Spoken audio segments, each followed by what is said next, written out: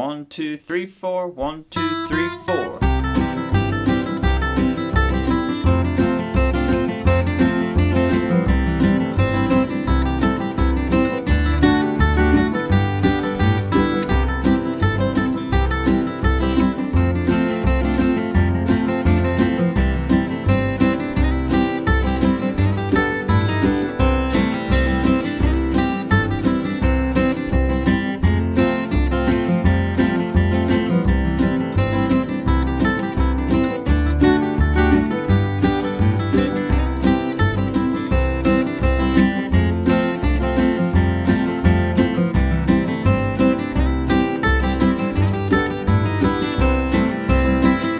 Out there in Guitar Land, Mike Henning here, coming to you today with the old fiddle tune, East Tennessee Blues in the key of C. I worked up kind of a intermediate level arrangement, maybe advanced beginner. I think you can get this one with some practice. It's got some great classic C licks that we'll work on. I'll break down the solos for the A part and the B part note for note, and then I'll do a little variation for each one, and then we'll go over some backup you can do for this song. So it uses the 3 easy chords, C, F, and G, and then the D major, the 2 major, which kind of gives it a little bit of a ragtime or blues sound.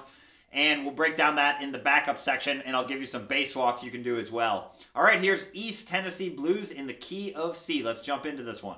All right, let's start breaking down East Tennessee Blues in the key of C. So I'll play the first 9 measures. That's like halfway through the A part, so you can get a sense of the melody, and then we'll start breaking it down phrase by phrase. Here we go.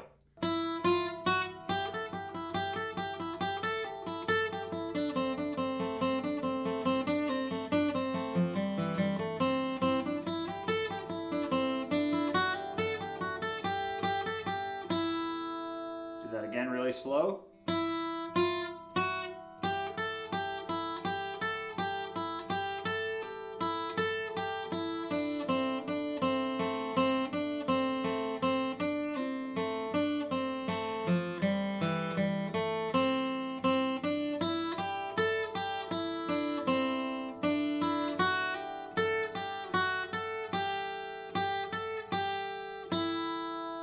One more time.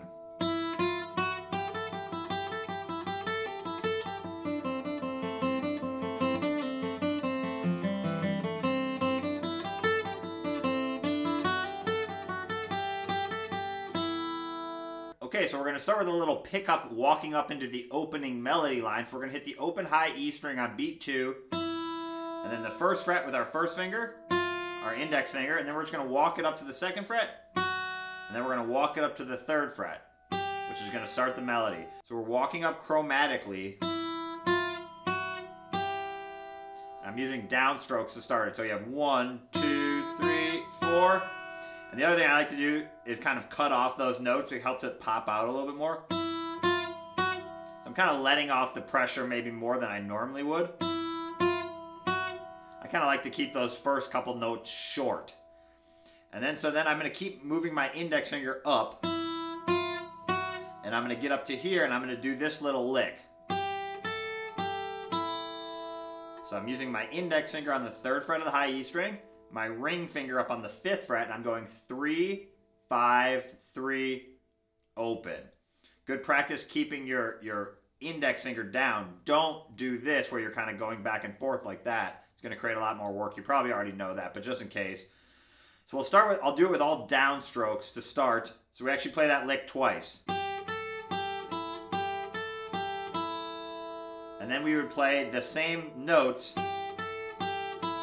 but I'm going to do it with a pull-off that we'll break down in a second. And then we go 5, 3, open, and then down to the 3rd fret, and this is where you're going to make your transition down to the 3rd fret of the 2nd string. So you go, and I'm still doing down, up, down with my pick there, which makes that an upstroke, the last note. So without any pull-offs, you play that lick 3 times in a row. And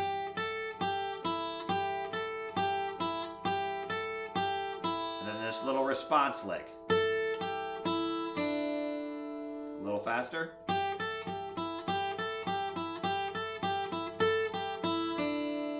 This is also a song you might hear with a little bit of swing, so that's kind of personal preference, but you could also play it with like more swung.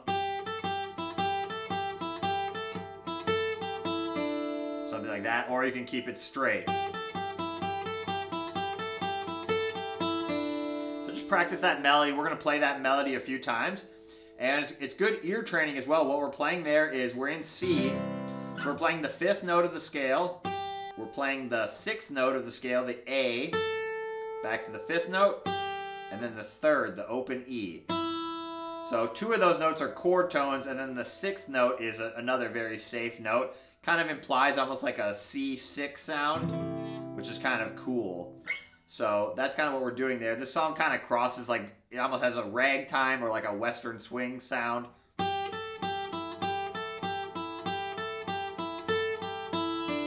So I always recommend learning it without the pull-offs and hammer-ons first. But now what we're going to do is we're going to add a pull-off in measure 3. We're going to go... So I'm just doing a pull-off on an upstroke. So I'm going down and then up and pulling off and then open. So you have... I'm just looping that first part of it. And then the rest of it is... So the measure 3 sounds like this now with the pull-off. Check your right hand. Make sure you're doing the right hand correctly. It should be going down, up, up, down, up, down, up. That pull-off takes the place of a picked note, so you want to remove that downstroke and play a double upstroke. That's going to help you keep the timing. So you're going down, up, down, up, down, up. It's probably harder to say it and play it at the same time than just playing it. So just try and mimic what I'm doing. And remember, if you don't like that, you can always take it out and just play it all picked notes as well. So let's put those first 3 measures together. Here we go. 1.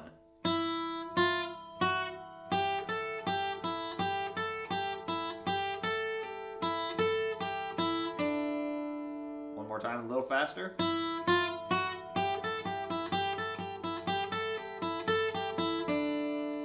And then we're actually going to play the same lick now over the 4 chord, the F chord. So we're going to use that same scale degrees, the 5th note of F, in this case it's a C, the 6th note D, and then the 3rd note A. So we have, and I'm doing them in the same pattern. I'm going, these are the degrees of the scales, not the fret. I'm going 5, 6, 5, 3, 5, 6, 5, 3, and then I'm going on the F chord, 5, 6, 5, 3, 5. So it adds a nice consistency because you're playing that same lick over 2 different chords, which is kind of cool. So that's what we're doing there. We're going to play that lick 3 times now over the F chord. And then a little response. So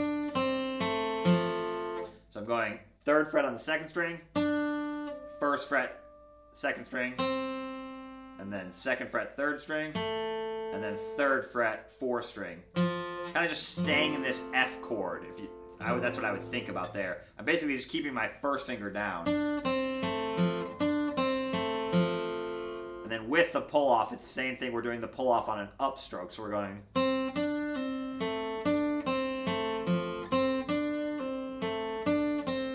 That's measure 5. Don't pull off too quick. And then I'm also kind of pulling back toward my palm. Keep your first finger down.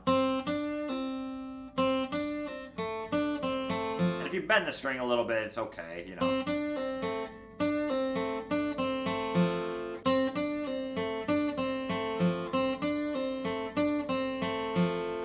Now keep your first finger down. We're going to play a little response lick, and you're going to quick move your middle finger to the 2nd fret of the 4th string. You're basically kind of going back into a C. So we're in this F chord, and we're playing a little lick. Now we're going back to a C, so move your middle finger back down. It's kind of just like a 2-finger C chord. Remember, think of these as chord shapes. That'll help you make sense of the solo. And we're going to play a little lick. We're going to go. We're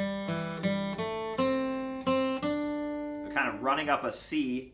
So we do open 3rd string, 2nd fret on the 4th string with an upstroke, and then open 3rd string again. Move your middle finger to the 3rd string and play the 2nd fret. Kind of just going up those notes. And then we're going to land on the 1st fret, 2nd string, which your finger's already down. That's why it's important to keep that finger down. So you have...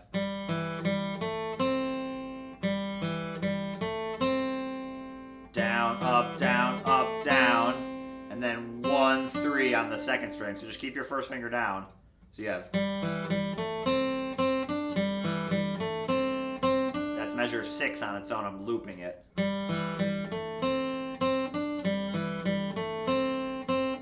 then a little lick. Kind of like a Doc Watson style lick. That's kind of who I would associate a lick like this with. So you're basically right here. You go 1, 3 on the second string and then open, high E string, and that lets you shift up. So shift your whole hand up into that original position we were in, and then do 3rd fret, 5, 3, all on the high E, open, 3rd fret, 2nd string, upstroke, and then 1st fret. You kind of basically just go up those notes and then right back down them. So you're going 4 and 1 and 2 and 3 and 4.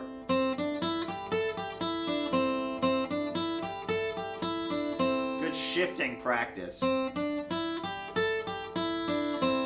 So what I think about when I'm shifting is basically keeping my hand in this shape. You can see, resist the urge to stretch out more or collapse, right? It's common to do something like this, maybe. You know, you kind of go up and then your hand scrunches up and then you realize, oh, I've got to stretch it out again. Or vice versa, you do this and your whole hand kind of expands and then you have to go find the notes again. What I practice is, see how I'm basically keeping the same distance between these two fingers? Now I'm just moving the shape up.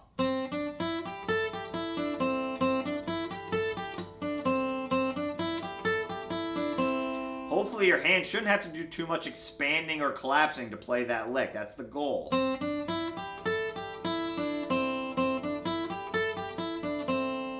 And then right here we're going to go into a D major chord.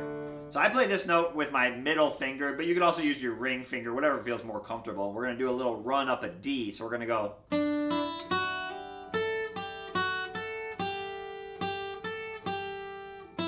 into a G. So we're going from a D major into a G.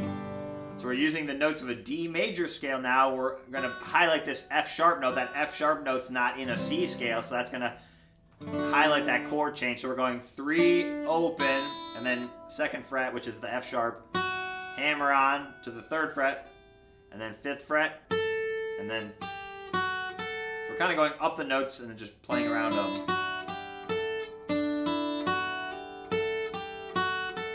Kind of the opening melody line to Forked Deer, if you're familiar with that song. And I'm just adding a hammer on it right there, just for practice, but you can also take that out if you don't like it.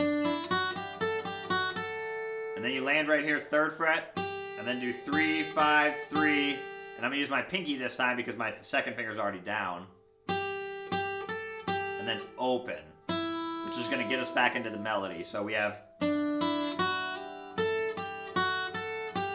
Keep all these fingers down, right there, right? That's going to make it easier when you go back, because they're already down, so you have...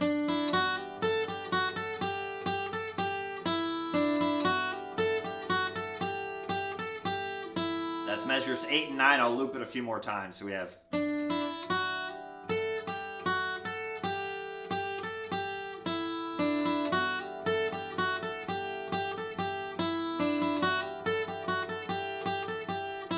Take it back from measure 6. We'll play 6 through 9. So we're in the C chord down here. Good transitioning practice. We have...